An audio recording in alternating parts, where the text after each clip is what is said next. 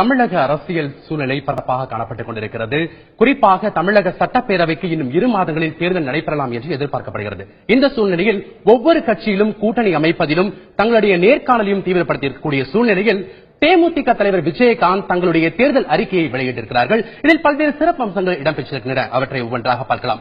முதலாவதாக விவசாயிகளுக்கென்று பல்வேறு திட்டங்களை அறிவித்திருக்கிறார். அதில் முதலாவதாக நம்மாழ்வார் விவசாய திட்டம் என்று அழைக்கப்படுகிறது. இந்த திட்டத்தில் நாட்டு நடுவதற்குரிய கருவிகள் மானிய விலையில் வழங்கப்படும் என்றும், அது மாத்திரமல்லாம இயற்கை உரம் மானிய விலையில் வழங்கப்படும் என்றும் அறிவித்திருக்கிறார். அது மட்டும் இல்லாம தாய்மார்கள் மற்றும் குடும்பத்தில் பெண்களை கவரும் வகையில் பால் உற்பத்தி, குறிப்பாக தமிழகத்தில் 7 கோடி மக்கள் இருக்கிறார்கள். இதில் நாள் ஒன்றுக்கு ஒருவருக்கு சராசரியாக 150 மில்லிமீட்டர் லிட்டர் பால் தேவைப்படுகிறது என்று அறிவிக்கப்பட்டிருக்கிறது. இதன் எதிரொலியாக பால் குறைந்த விலையில் வாங்குவதற்கான வசதிகள் ஏற்படுத்தப்படும் என்றும் அறிவித்திருக்கிறார். அது மட்டும் இல்லாம பல ஓய்வூதிய திட்டங்களை அறிவித்திருக்கிறார். குறிப்பாக 60 வயதிற்கு மேற்பட்ட விவசாயிகள், நிலமில்லாத ஆண் பெண் விவசாயிகளுக்கு மாதந்தோறும் 2500 ரூபாய் ஓய்வூதியம் வழங்கப்படும் என்று அறிவித்திருக்கிறார். இந்த திட்டத்திற்கு கீழ் வெண்மணி என்ற ஒரு ஓய்வூதிய திட்டம் என்ற ஒரு பெயரையும் கொடுத்திருக்கிறார். அது மட்டும் இல்லாம 60 வயதிற்கு மேற்பட்ட மீனவர்களுக்கு சிங்கார மீனவர் ஓய்வூதிய திட்டம் என்ற பெயரில் ஆண் பெண், அதாவது 60 வயதிற்கு மேற்பட்ட ஆண் பெண் இருவருக்குமே 2500 ரூபாய் மாதம் ஓய்வூதியம் வழங்கப்படும் என்றும் அறிவித்திருக்கிறார். அது தவிர தக்கன் கைத்தறி நெசவாளர் ஓய்வூதிய திட்டம் என்ற பெயரில் 60 வயது நிரம்பிய ஆண் பெண் அவர்களுக்கு மாதம் தோறும் 2500 ரூபாய் அந்த ஓய்வூதிய திட்டத்தை அறிவித்திருக்கிறார். அதற்காக அடுத்த ஒரு சிறப்பு திட்டத்தை நாம் இதில் சொல்ல வேண்டியிருக்கிறது. முன்னாள் குடியரசுத் தலைவர் APJ அப்துல் கலாம் பெயரில் கிராம பொலிவு திட்டம் என்ற பெயரில் ஒரு சிறப்பு திட்டத்தை அறிவித்திருக்கிறார். இதில் பாத்தீங்கன்னா குடிசை வீடுகள் அனைத்தும் அகற்றி கல்வீடு கட்டித்தரப்படும் என்ற அறிவிப்பை அறிவித்திருக்கிறார். அதற்காக இப்போ கல்வி அப்படின்னு நம்ம வந்துட்டோம்னா 3ஆம் பாலினத்தவர்களுக்கு இவர்கள் தங்கி படிக்க அனைத்து வசதிகளுடன் தனி பள்ளிக்கூடமும் கல்லூரியும் அமைக்கப்படும் என்று அறிவித்திருக்கிறார். இது தவிர சிறப்பு குழந்தைகளுக்காகவும் ஒரு தனி பள்ளிக்கூடம் மற்றும் கல்லூரிகள் அமைக்கப்படும் என்ற அறிவிப்பையும் அறிவித்திருக்கிறார். இவையெல்லாம் தேமுதிக அறிக்கையில் ஒரு சிறப்பு அம்சங்கள் அப்படின்னு சொல்ல முடியும். ஆனா தமிழகத்துல பாத்தீங்கன்னா அடுத்த ஒரு திட்டம் காலை பசியார உணவு வழங்கும் திட்டம். தமிழகத்துல மதிய உணவு திட்டம் தான் பிரசித்தப்படுத்தப்பட்டது. தற்போது அந்த மதிய உணவு திட்டத்தில் பல்வேறு சிறப்பு அம்சங்கள், அதாவது 2 முட்டை வழங்குவது மற்றும் சத்துணவு கடலைகள் வழங்குவது போன்ற திட்டங்கள் இருக்கும். ஆனால் தேமுதிக அறிக்கையில் முதலாக காலை பசியார உணவு வழங்கும் திட்டம் அப்படின்னு அறிவித்திருக்கிறார். இதுல என்னென்ன சிறப்பு அம்சங்கள் அப்படின்னு பாத்தீங்கன்னா, குடும்ப சூழ்நிலை காரணமா காலை உணவு சாப்பிடாம நிறைய பேர் பள்ளி மற்றும் மாணவர்கள் வருகிறார்கள் அப்படிங்கிற ஒரு கருத்தை கொண்டு சுண்டல், பால், முட்டை, சத்துமாவு கஞ்சி போன்றவற்றை வழங்கப்படும் அப்படின்னு தேர்தல் அறிக்கையில் தேமுதிக தலைவர் விஜயகாந்த் அறிவித்திருக்கிறார். இது தவிர 1000 பெண்கள் பள்ளிக்கூடங்கள் மாலை நேர கல்லூரிகளாக மாற்றப்படும் அப்படின்ற ஒரு அறிவிப்பை வைத்திருக்கிறார். இதன் மூலம் மகளிருக்கு வேலை வாய்ப்பு உருவாக்கப்படும் சொல்லியிருக்கிறார். அது மட்டும் இல்லாம ஆண்டுக்கு 10 லட்சம் பெண்கள் பட்டதாரிகளாக உருவாக்க வழிவகை செய்யப்படும் அப்படிங்கிற அறிவிப்பையும் அவர் வெளியிட்டிருக்கிறார்.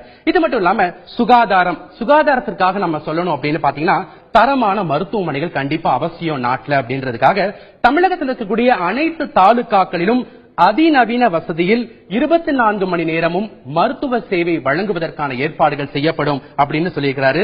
அது மட்டும் இல்லாம குறைந்த விலையில் தரமான மருத்துவ வசதியை நாங்க கொடுப்போம் அப்படிங்கிற ஒரு அறிக்கையும் தேர்தல் அறிக்கையில வெளியிட்டிருக்கிறாரு தேமுதிக தலைவர் விஜயகாந்த். அடுத்ததாக தமிழகத்தில் இருக்கக்கூடிய சுற்றுலா விடுதிகள் அனைத்தும் தரம் உயர்த்தப்படும். அது மட்டும் இல்லாம நிறைவான வசதிகள், அதாவது நிறைவான தங்கும் வசதிகள் கட்டுத்தரப்படும் அப்படிங்கிற ஒரு அறிக்கையும் தேமுதிக தலைவர் விஜயகாந்த் தெரிவிச்சிருக்கிறார்.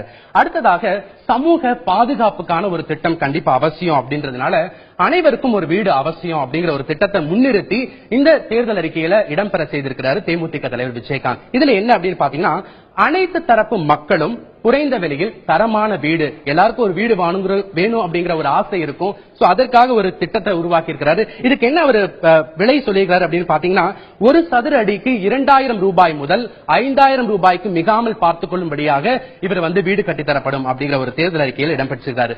இதற்கு அடுத்தது நம்ம பார்க்க போற விஷயங்கள் தான் ரொம்ப சிறப்பு அம்சங்கள் பெறக்கூடிய திட்டங்கள் அப்படின்னு நம்ம சொல்ல முடியும். இதுல என்ன அப்படின்னு பாத்தீங்கன்னா, தமிழகத்தில் இருக்கக்கூடிய இயற்கை வளங்கள், அதாவது மணல், தாது மணல், கிரானைட் போன்றவற்றை எல்லாமே பாத்தீங்கன்னா அனைத்து கனிம வளங்களும் தேசியமயமாக்கப்படும். இதனால நாட்டில் தமிழ்நாட்டிற்கு அதிக வருவாய் கிடைக்கும் அப்படிங்கிற ஒரு தகவலையும் இடம்பெற செய்திருக்கிறார்.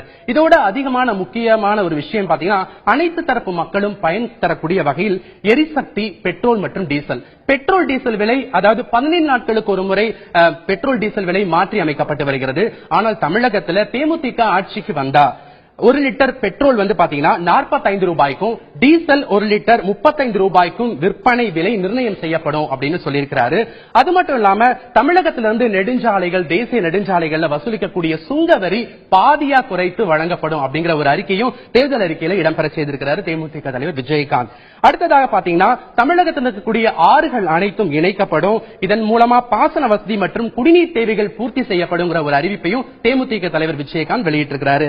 இதோட ஒரு முக்கியமான விஷயம் அப்படின்னு பாத்தீங்கன்னா, அடித்தட்டு மக்களையும் கவரும் வகையில் எந்த ஒரு இலவச திட்டங்கள் இல்லைனாலும் கூட இந்த திட்டம் மக்களிடத்துல கொண்டு போய் சேர்க்கும் அப்படிங்கிறது எந்த ஒரு ஆச்சரியமும் இல்ல. அப்படி என்ன அப்படின்னு பாத்தீங்கன்னா, ரேஷன் பொருட்கள் வீடு தேடி வழங்கப்படும் அப்படின்னு சொல்லியிருக்காரு. எந்தெந்த ரேஷன் பொருட்கள் வழங்கப்படுகிறோமோ அத்தனையும் வீடு தேடி இலவசமாக வழங்கப்படும். அதற்கென்று என்ற ஒரு பிரத்யேக கட்டணமோ சிறப்பு கட்டணமோ வசூலிக்கப்பட மாட்டாது அப்படிங்கிற ஒரு